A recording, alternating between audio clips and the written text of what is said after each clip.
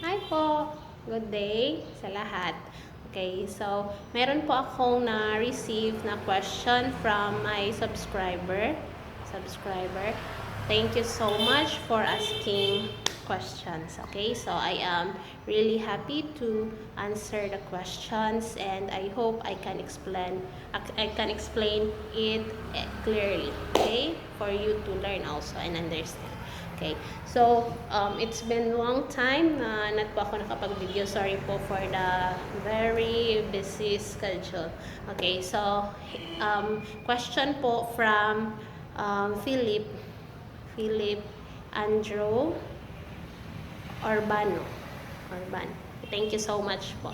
Okay. So, the question is, marami po bang pagkakaiba yung FSL and ESL in terms po of vocabulary and syntax? Okay. My answer po is based on my own interpretation and my own understanding and in my own perspective on how I communicate and understand the deaf community.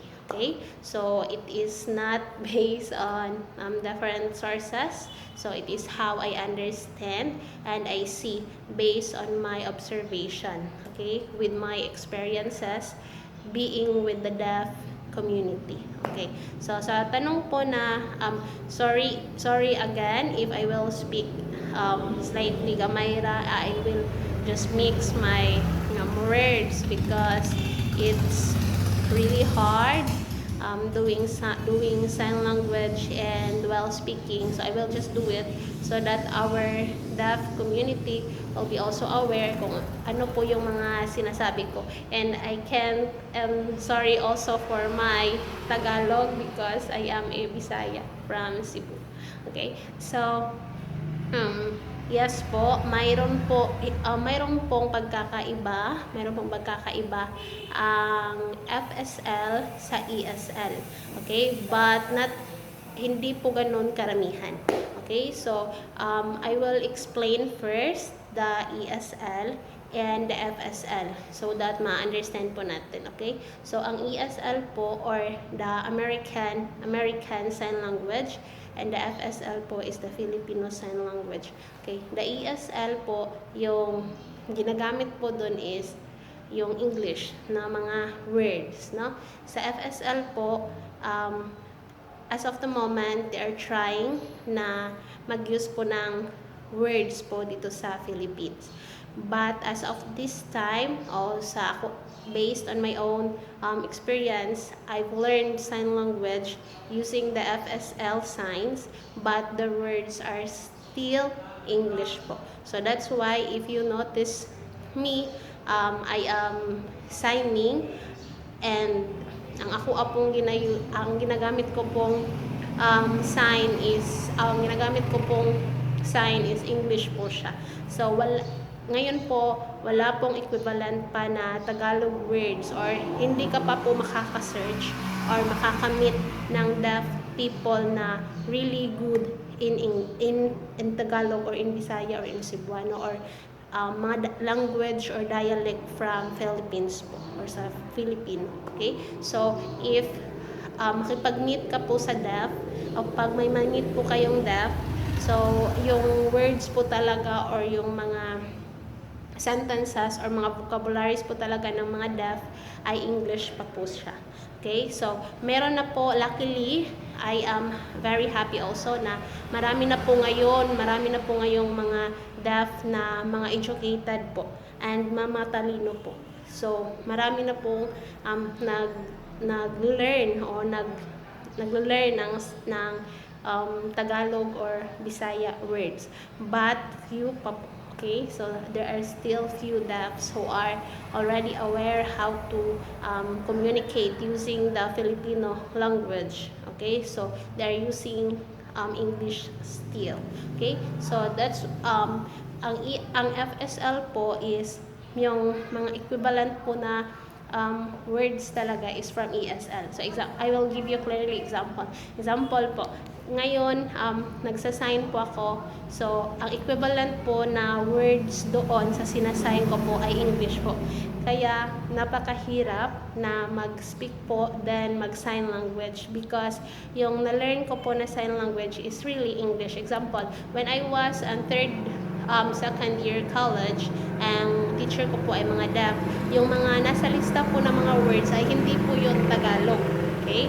Yung teacher ko po hindi po nagtuturo ng mga word na Tagalog while nag-use po ng sign language. So example, basic words in sign language. Okay, so good morning. Hindi po magandang umaga, hindi po siya. So good morning po yung words na alam nila na tinuturo po nila sa amin. So meaning po wala pa pong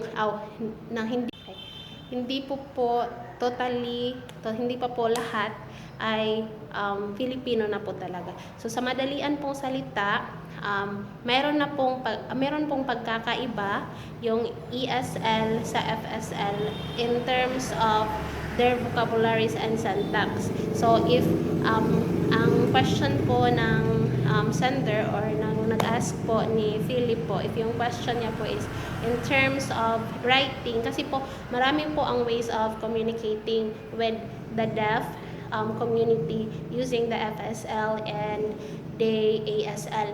If in terms po of writing, their words or vocabularies or syntax is using po talaga sa English po yung gamit nila. Pero if nagre-refer po tayo sa sign language po, sa Filipino sign language and the American sign language, meron pong pagkakaiba.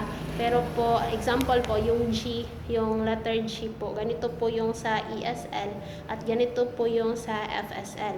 So, bakit po ini-change sa FSL po, ini-improve po nila yung sign or ginagawa po nilang mas clear po sa mga Filipino yung sign. So example, this is G for the ESL and ito po yung G sa FSL. Hindi po kasi klaro kung ganito po yung sign sa ESL o sa G, kaya po ginanon po ng sa FSL. Okay, then it just the same po, like for example, more on ESL po, ganito po yung it, like ganyan, it like okay, ganito po yung it po sa sa English po or sa ESL. But pag pumunta po tayo sa FSL, ganito po yung sign ng it, like that. So yung kumain lang po talaga, kain na, kaya ganyan lang.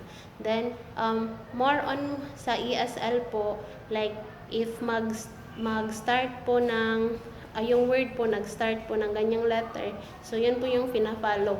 But sa FSL po, like kung ano po yung nakikita ng both eyes nyo po, yung bare eyes nyo, ano po yung nakikita nyo, yun po yung ginagawang sign nila. So in terms po of grammar, sa FSL po, like sinushorten po nila. So example, sa ESL po, what is your name? Then if sa FSL naman po, what name, like that.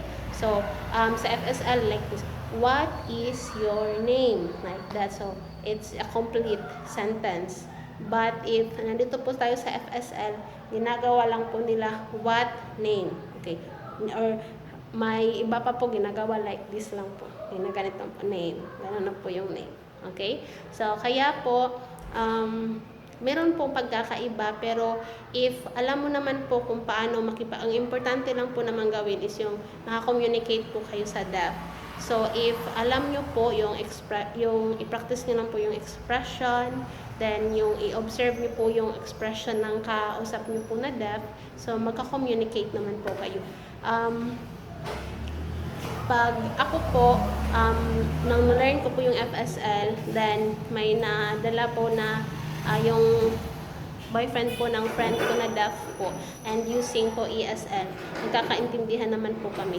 Kasi meron naman pong marami din pong mga words na na-understand lang po ng ESL deaf user yung mga words ko po na FSL as sign language interpreter. So nag-a-adjust naman po sila. So it is amazing also na ganun po yung communication nila. Kahit po, example, yung nasa Amerika ng mga deaf, nakipag-meet sa mga Filipino ng mga deaf, nagka-communicate lang po talaga sila. Hindi po mahirap sa kanila yung communication. Wala pong communication barrier between deaf community and the deaf community. So, for me po, as an interpreter po, I thought it's really hard na makipag-communicate po doon sa friend na from America po. But ang na-happen po that I can able to understand him also sa iyang kahit po magkaiba yung sign para ma-understand naman po like the sign po sang teacher, ito po yung sa FSL, teacher. Tapos po sa ESL po, ganito po yung turo sa akin ng yung friend, ng boyfriend po ng friend ko na deaf po. Ganito po yung sabi niya, teacher. Okay, so it's just the same. Ang thought po is same lang, teach, like that. So, for them lang, they're using like this because it's in our mind that the teacher is going to teach. Ganun po yung sign niya ng teacher. Pero same lang naman po, teacher or teacher, like this, teacher. Ganun po yun, okay? So, I hope po you've learned something from my video. For more questions, just feel free to ask. Thank you.